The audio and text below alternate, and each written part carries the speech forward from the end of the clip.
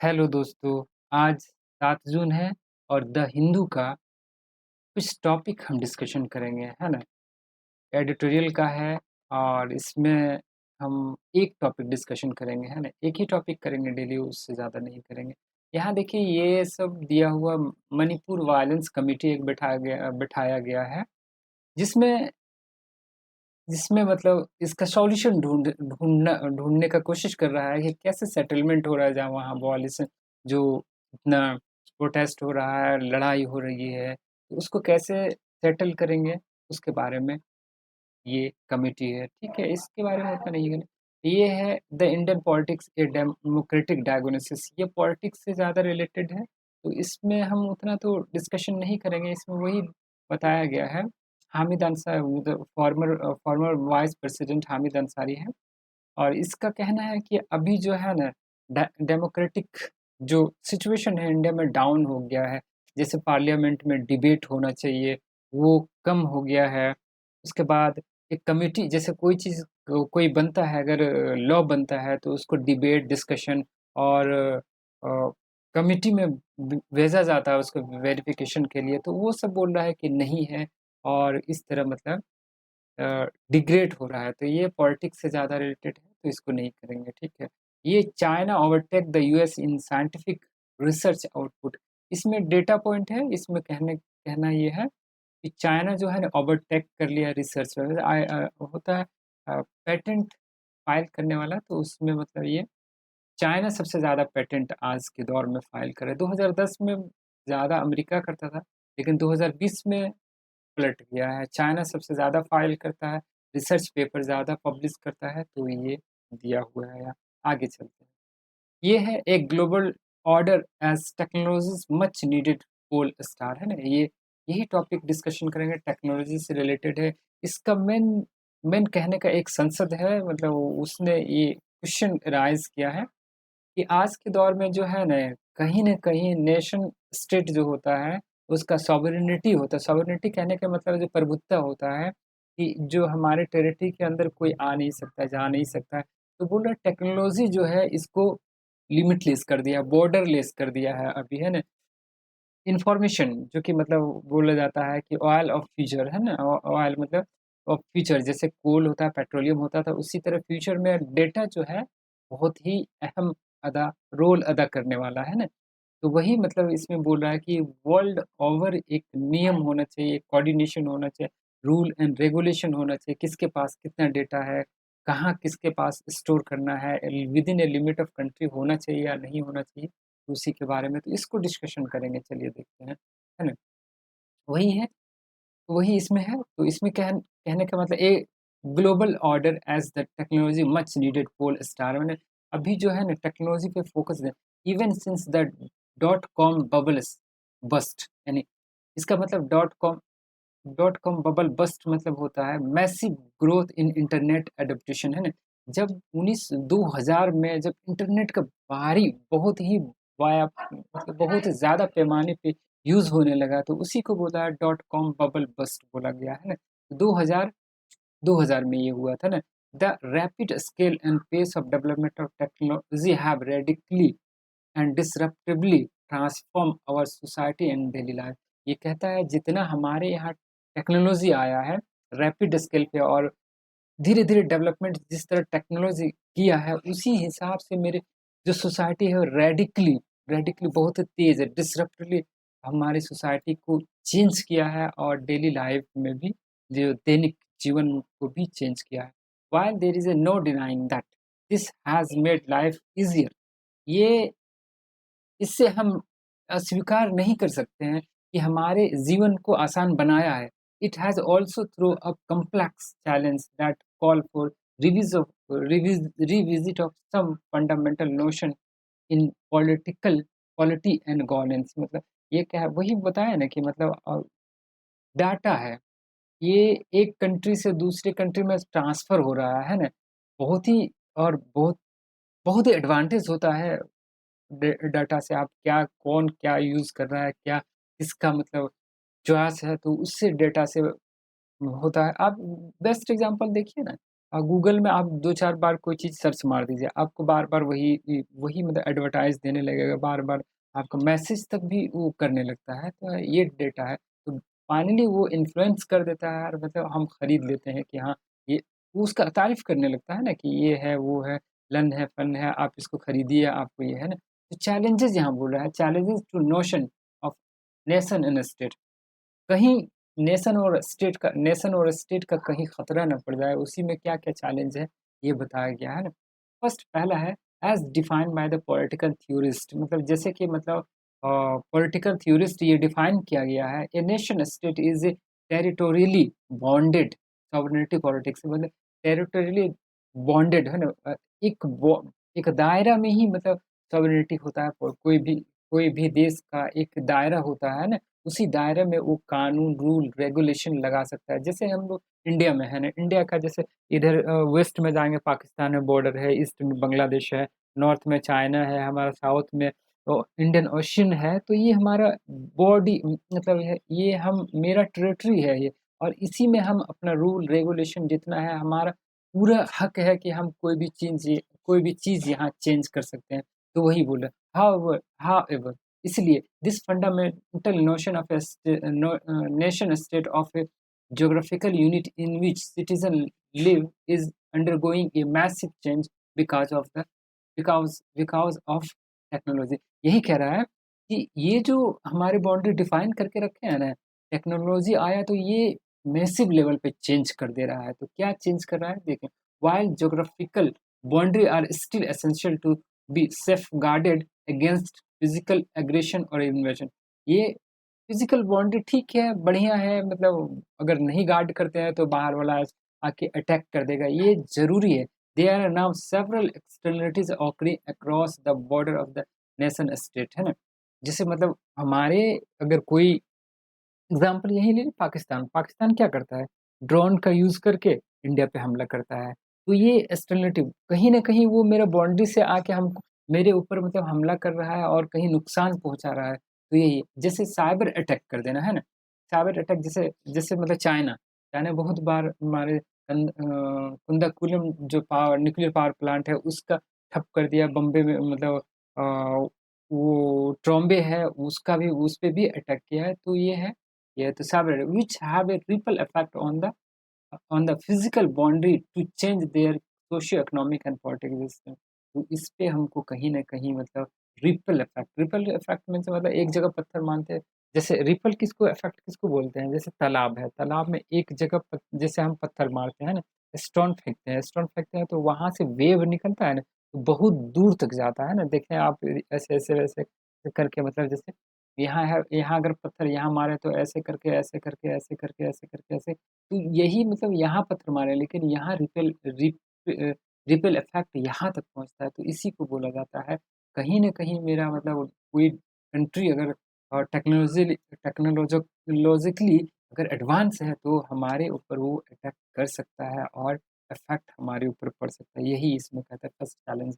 The फिर वही कहता है द एडवेंट ऑफ तीसरा में कहता है the advent of wave 3 massive peer-to-peer network and blockchain has allowed actors both state and non-state अब इसमें इसमें कहते हैं ना to influence our area such as trade, commerce, health and education even while remaining outside of financial and judicial scope है ना?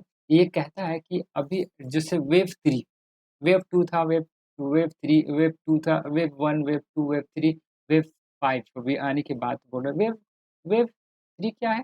इसमें मतलब ज़्यादा क्या होता पहले क्या होता था वो सिंगल से सेट जो नहीं सोचते जिसमें इंटरनेट नहीं था, उसमें डेटा चेंज करने का कोई ऑप्शन नहीं था।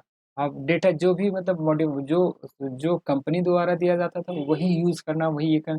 वो मोस्टली भी 2G में भी वही था, लेकिन 3G में आया तो क्या हुआ फेसबुक आया तो हम अपना अपना डेटा जैसे मतलब कोई चीज़ हम डेटा है तो उसको चेंज कर सकते हैं ना, चेंज हो तो उसको वेब 3 हुआ तो कहीं न कहीं मतलब डेटा डिसेंट्रलाइज़ हो रहा है। मतलब जो कंपनी है कंपनी नहीं उसको रेगुलेट नहीं कर रहा है, हम रेगुलेट कर रहे हैं, यूज़र उसको रेगुलेट कर रहा है, तो वही बोल रहा है, वेब 3 में वही होता है। वेब 5 में मतलब टोटली लगभग मतलब डिसेंट्रलाइज़्ड हो जाएगा, डेटा विकेंद्रित हो जाएगा, है ना? वो जो हम डालेंगे गूगल पे जो है ना उसको मॉडिफ़ाई कर सकते रिमूव कर सकते हैं, सारा चीज़ कर सकते हैं। तो वो वेब 3 हो गया, तो यही ब्लॉकचेन हो गया, है ना? उसके बाद एक एक वर्ड आया नन एस्टेट हो गया। एस्टेट हो गया जैसे गवर्नमेंट को बोला जाता है एस्टेट, है ना? राज्य सरकार को बोला जाए स्टेट, नन स्टेट जो गवर्नमेंट के दायरे में जैसे टेररिस्ट हो गया, टेररिस्ट ऑर्गेनाइजेशन हो गया, तो ये सब नन स्टेट में आता है। यही सब क्या करता है हमारा कॉमर्स को भी कॉमर्स हो गया, ट्रेड हो गया, हेल्थ और एजुकेशन को कहीं न कहीं ये अफ़ेक्ट कर सकता है। सेकंड चैलेंज क्या है? सेकंड चैलेंज में हम देखते हैं geography geography based rules are no longer easily enforceable simply because of the decline significance of conventional geographical borders in the era of high technology. ये कहने का मतलब है कहीं न कहीं ये जो है ना ये ज्योग्राफी बेस्ड रूल मतलब जैसे हम कहते हैं इंडिया में, है ना? इंडिया में हम अपना रूल चलाते हैं, जैसे लॉ एंड ऑर्डर बनता है, सारा चीज़ बनता है, तो इंडिया के अंदर ही दायरे में। लेकिन ये बोल रहा है कि अब बियॉन्ड द ज्योग्राफी मतलब हो गया है, ये ज्योग्राफी के तहत मतलब जो हमारे बाउंड्री से बाहर मतलब टेक्नोलॉजी इतना एडवांस हो गया कि हमारे डेटा बाहर जा रहा है, तो वहाँ मेरा नहीं। Now any form of virtual activity is not confined to the realm of borders of a country, है ना? कोई भी वर्चुअल एक्टिविटी होता है जैसे data travel on the chain of the world wide web and spread across the world at speed hitherto unimaginable. ऐसे जैसे example है गूगल, फेसबुक में हम कुछ डालते हैं, तो फेसबुक का हेडक्वार्टर कहाँ है? ये तो अमेरिका में है। तो कुछ भी डाटा डालते हैं हम, कोई भी चीज़ शेयर करते हैं, तो वो जाके मेरा इन्फॉर्मेशन जाके वहाँ वो जाके अमेरिका में जाके क्या होता है वहाँ सेव हो जाता है। सेव होता है, अब वहाँ डाटा माइनिंग करके वो माइनिंग डाटा माइनिंग किसको बोलते हैं? कि एक रो डाटा होता है। जैसे कुछ बोलते हैं लर्न बोल दिया तो उसको क्या करता है, वो छाँट के निकालता है कि ये बंदा को क्या पहुँचता है, तो उसी को डाटा माइनिंग जो वेस्ट मतलब बहुत सारा डेटा में जो काम लायक होता है, उसको अगर छाँट के हम निकाल देते हैं, तो उसी को हम बोलते हैं डाटा माइनिंग बोला जाता है ना। When the national sovereignty of a country is challenged by activity beyond their physical boundary, their existing constitutionally set up institution comprising the physical boundaries, their existing executive, legislative and judiciary will prove inadequate in tackling them। ये कहता है कि अगर हमारे sovereignty national sovereignty से बाहर कोई चीज़ की बात आ जाए, तो हमारा एग्जीक्यूटिव, लेजिस्लेटिव जुडिशरी इनएडुकेट हो जाता है उसको टैकलिंग उसको हैंडल करने में, तो वही इसमें बोल रहा है ना, ये है। It is also difficult to establish applicability of any country specific legislation due to the universal nature of technology leading to the problem in enforceability। ये अगर कोई कंट्री अगर कानून बना दिया, जैसे टेक्नोलॉजी साइबर पे हो गया या तो फिर डेटा को हमको स्टोर करके रखना है, अपने ही देश में रखना है, तो अगर एक एक देश बना दिया तो उससे कोई प्रभाव नहीं पड़ने वाला है। तो ये कहने का मतलब ये है इसका, ठीक है? आगे चलते हैं। थर्ड में क्या है, अब थर्ड चैलेंज क्या है ना? थर्ड चै टेक्नोलॉजी बढ़ रहा है तो टेक्नोलॉजी का थर्ड चैलेंज क्या है? द थर्ड चैलेंज कहने का मतलब ये थर्ड चैलेंज क्या पड़ रहा है नेशन स्टेट पे क्या पड़ रहा है? The emergence of newer technology has exposed the incapacity and inability of the government of the nation state to administer and regulate this technology. No longer is the nation state the only conduct through which the multinational corporation, non-government organization, and supranational organization, both legitimate and the illegitimate state and non-state actor and need to operate, है ना? ये कह रहा है कि अगर हम ये सब इतना आ गया तो वो हैंडल नहीं कर सकते। कंपनी जैसे गूगल हो गया, एप्पल हो गया, अमेज़न हो गया, इतना भारी-भारी कंपनी है कि कोई देश का जीडीपी उतना नहीं होता है। तो उसको अगर हैंडल हम करने हैं लेजिटिमेट व इलिजिमेट के द्वारा अगर करते हैं, तो भी उसको हैंडल करना मुश्किल हो जाता है। जैसे अब बहुत सारे आप देखे होंगे कि ट्विटर एक ट्विटर हो गया, फेसबुक हो गया, अभी जो गवर्नमेंट द्वारा एक जो एडवाइज़री गाइडलाइन जारी किया था, उसमें ट्विटर बोला कि नहीं हम नहीं मानेंगे, आप मानेंगे, है ना? तो ये सब मतलब मुश्किल हो जाता है हैंडल करना। This these entities have transcended physical boundary to collaborate with the rest of the world independent of traditional administrative and regulatory institution. ये कहता है कि ये जो है ना, ये कंपनी होता है, ये कंपनी जो है बड़ा बड़ा कंपनी, ये जो है ना बाउंड्री से बियॉन्ड होता है, इंडिपेंडेंट होता है, और जैसे एडमिनिस्ट्रेटर है ना यहाँ आईएएस जैसे हो गया रेगुलेट करता है, उस इंस्टीट्यूशन से ये दूर होता है। For instance topographical map which used to be produced by public and military institutions are now available entirely by private non-state actors such as Apple हो गया, गूगल मैप हो गया। ये ऐसे नहीं है कि मतलब ये ओनली गवर्नमेंट द्वारा ही यूज़ किया जाता है, जैसे गूगल मैप हो गया, है ना? ये सब जो है ना नॉन स्टेट टेररिस्ट भी, आतंकवाद भी यूज़ इसका करता है, और एग्जैक्ट लोकेशन पता करता है कि कहाँ क्या करना है ना? तो ये करता है। अब ये तीनों ये सब प्रॉब्लम है ना, चैलेंज नेशन स्टेट को चैलेंज कर रहा है टेक्नोलॉजी, ये सब चीज़। लेकिन governing complexity and technology on the economic side with the valuation of more than 4100 billion, the 5 largest American tech companies Google हो गया, अमेज़न हो गया, फेसबुक, एप्पल हो गया, Microsoft have symbolically suppressed Germany's GDP। ये 5 को जो है ना कंपनी, अमेरिका का ये 5 कंपनी है, इतना पावरफुल है कि जर्मनी का जीडीपी के बराबर है। अब जर्मनी का जीडीपी कितना है? 4th है वर्ल्ड में नंबर, जर्मनी का जीडीपी 4th है नंबर वर्ल्ड में। आप सोच सकते हैं उसका उतना बड़ा मतलब इस company. One of the most important levers of this company is data and their usages. ये कंपनी बढ़ा कैसे? अमेज़न आप इंडिया में आज देखिए है ना, अमेज़न यूज़ करता है, फेसबुक यूज़ कर रहा है, ये फ़ॉरेन कंपनी, ये क्या इतना फ्लरिश कैसे हुआ? फ्लरिश होने का वजह है कि ये रॉ मटेरियल ऑफ, ये क्या करता है, जो डाटा है, क्या चाहिए, कंज़्यूमर को क्या चाहिए, ये सब माइनिंग करता है, माइनिंग करने के बाद वो बेचता है उसको, है ना? इतना पावरफुल है कि कोई भी छोटा कंपनी को दबा सकता है। This means that data have become the more important raw material of our times, and only a handful companies now hold unparalleled economic power and influence over it। यही कहता है कि डाटा सबसे मोस्ट इम्पोर्टेंट डाटा है।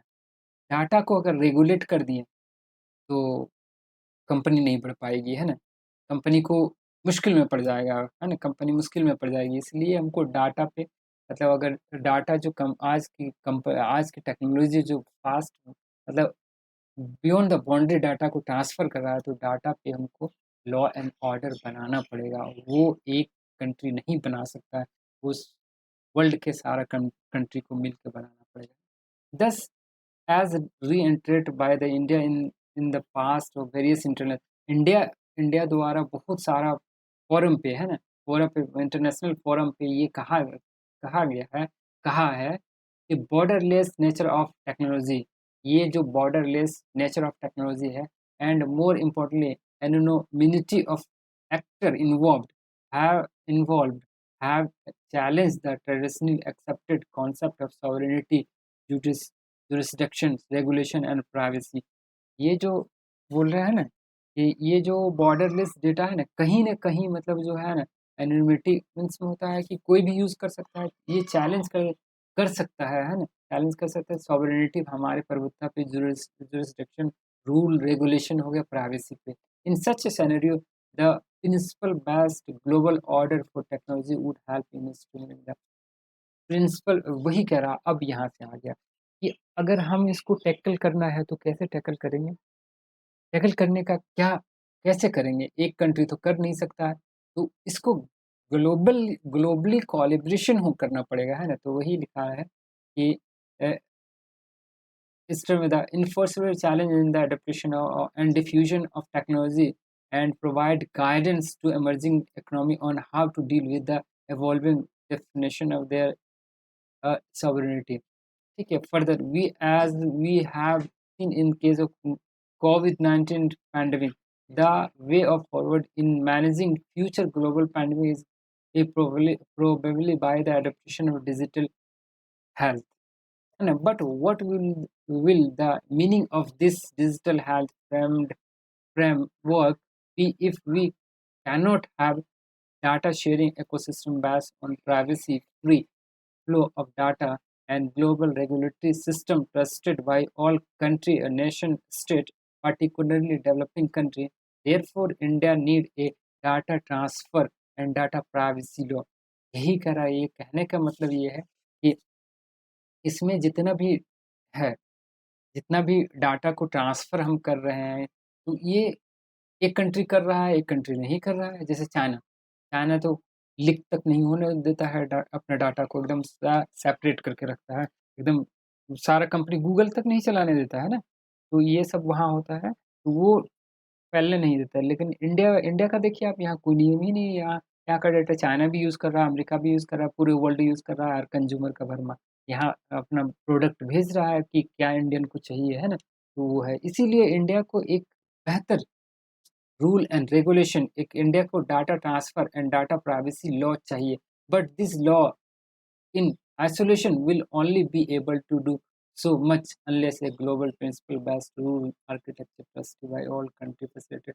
एक India ही नहीं, ये कब होगा मजबूत, जब सभी वर्ल्ड के सभी कंट्री, लगभग मोस्ट कंट्री अगर ये सब अपना रूल एंड रेगुलेशन बना ले, तभी मतलब वो सॉवरेनिटी का मतलब तस्वुर मतलब कर सकते हैं, इमेजिनेशन कर I suppose this approach in parliament है, एंड ये कह रहा है कि हम इस पार्लियामेंट में इसको रखेंगे हम।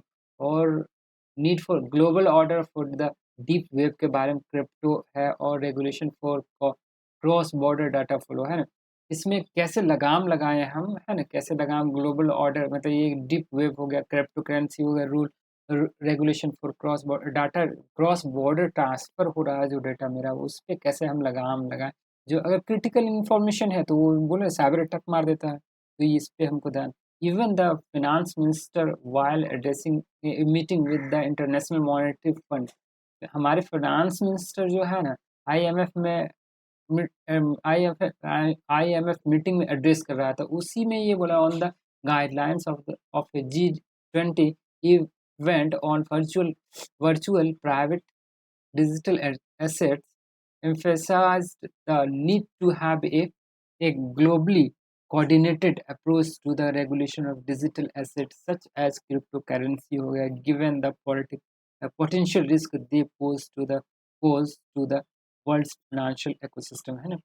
इस पे मतलब बोला कि ये डिजिटल एसेट जैसे क्रिप्टो करेंसी पे बोल मतलब बोला हमारे फाइनेंस मिनिस्टर, मतलब बात की है कि इस पे एक कानून बनना चाहिए, नहीं तो हमारे फाइनेंशियल सिस्टम पे बहुत बड़ा रिस्क पोज कर सकता है, बहुत हैवी मतलब कभी भी डाउन कर सकता है, अप कर सकता है, तो ये इसको फ्लक्चुएशन मतलब करवाते रहेगा, तो ये रिस्क पोज कर सकता है। इसलिए हमें एक स्ट्रॉन्ग लॉ एंड ऑर्डर चाहिए इस पे। With India as the current chair of the G20, this is the perfect opportunity to tackle leadership in this, as it has done earlier in green initiatives such as the International Solar Alliance and the Coalition for Disaster Resilient Infrastructure।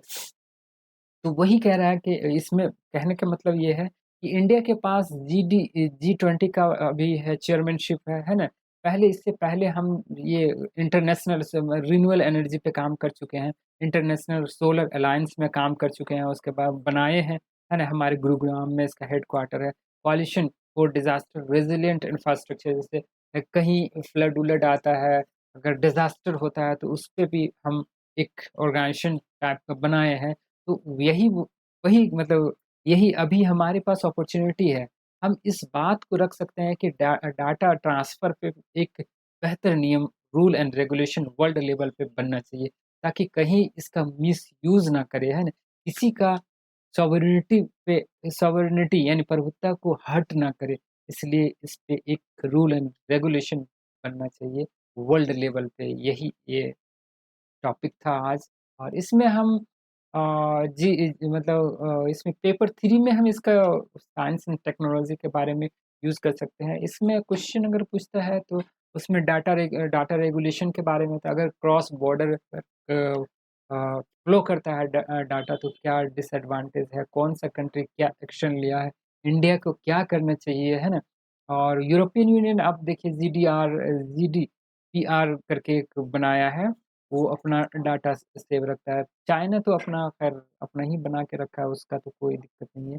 India को सोचना चाहिए और इस level पे एक बढ़िया-सा rule and regulation बनाना चाहिए और world को परस्यूट करना चाहिए। एक वर्ल्ड का G20 में 19 कंट्री और 1 यूरोपियन यूनियन है, तो ये पावरफुल कंट्री है। तो इसको परस्यूट करना चाहिए, इन्फ्लुएंस करना चाहिए कि नहीं, हमको एक रूल कानून बनाना चाहिए इस पे कि डाटा को कैसे फ़ॉलो करना है एक कंट्री से दूसरे कंट्री को, है ना? तो यही आज का टॉपिक है। चलिए all the best for watching. Like कीजिए, शेयर कीजिए और सब्सक्राइब कीजिए और बस अपना में मस्त रहिए और पढ़ाई कीजिए। चलिए ओके, ओके, थैंक यू।